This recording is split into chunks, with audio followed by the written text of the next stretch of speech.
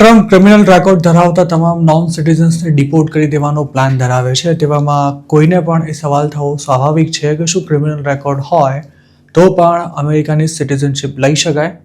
અમેરિકાના immigration lose અનુસાર citizenship લેવા માટે N400 ફોર્મ સબમિટ કરો. તેના અગાઉના 5 વર્ષમાં ગુડ કેરેક્ટર હોવું જરૂરી છે. પણ સવાલ એ છે કે જો તમારા પર કોઈ કેસ થયો હોય અને તેમાં તમને કસૂરવાર ઠેરવવામાં આવ્યા હોય તો તમે ક્યારે સિટીઝનશિપ લેવા માટે અપ્લાય કરી શકો? એક સાદો દાખલો લઈએ તો જો કોઈ ગ્રીન કાર્ડ હોલ્ડર અથવા લીગલ ઇમિગ્રન્ટની દારૂ પીને ડ્રાઈવ કરવાના કેસમાં 2020માં ધરપકડ થઈ છે, તે પોતાનો કેસ લડી રહ્યો છે પણ કોર્ટનો અંતિમ ચુકાદો આવવામાં સમય લાગી રહ્યો છે અને આ દરમિયાન 2022માં આરોપી ગુનો કબૂલ કરી લે છે અને તેને 2 વર્ષનો પ્રોબેશન આપવામાં આવે છે અને આ પ્રોબેશન 2024માં સમાપ્ત થઈ જાય છે. તેવામાં હવે તે ક્યારે નેચરલાઇઝેશન માટે અપ્લાય કરી શકે? જો સિટીઝનશિપ માટે અપ્લાય કરનારો 5 વર્ષના ગાળામાં DUI જેવા કેસમાં પકડાયો હોય તો તેને સિટીઝનશિપ આપવાનો ઇનકાર કરી શકાય છે. તેવી જ રીતે જો તેને કસૂરવાર ઠર્યાના કે પછી સજા પૂરી કર્યાના 5 વર્ષ ન થયા હોય તો પણ તેની નેચરલાઇઝેશનની એપ્લિકેશન રિજેક્ટ થઈ શકે છે. ગુડ કેરેક્ટરના 5 વર્ષ ક્યારથી ગણાય તે પણ સમજવું જરૂરી છે. જેમ કે 2020માં ગુનો કર્યો ત્યારથી 5 વર્ષ ગણાય, 2022માં પ્રોબેશન અપાયો ત્યારથી 5 વર્ષ ગણાય કે પછી 2024માં પ્રોબેશન પૂરું થયું ત્યારથી 5 વર્ષ ગણાય. એક્સપર્ટ્સો માનીએ તો મોટાભાગના કેસમાં સજા પૂરી થયા બાદ જ 5 વર્ષ ગણાતા હોય છે. મતલબ કે જો કોઈએ 2020માં ગુનો કર્યો હોય અને તેની સજા 2024માં પૂરી થઈ હોય તો તે 2029 સુધી સિટીઝનશિપ માટે અપ્લાય નથી કરી શકતો. જોકે આમાં પણ 2 અપવાદો છે.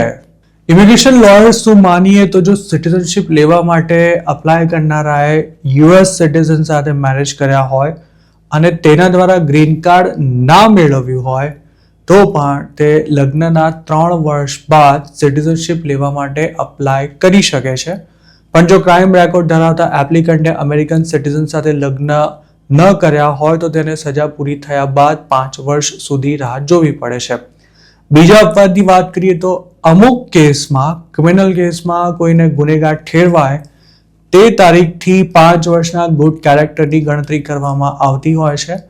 પણ દરેક એપ્લિકન્ટને તેનો લાભ નથી મળતો અને તેનો આધાર ગુનાની ગંભીરતા પર પણ રહેલો છે.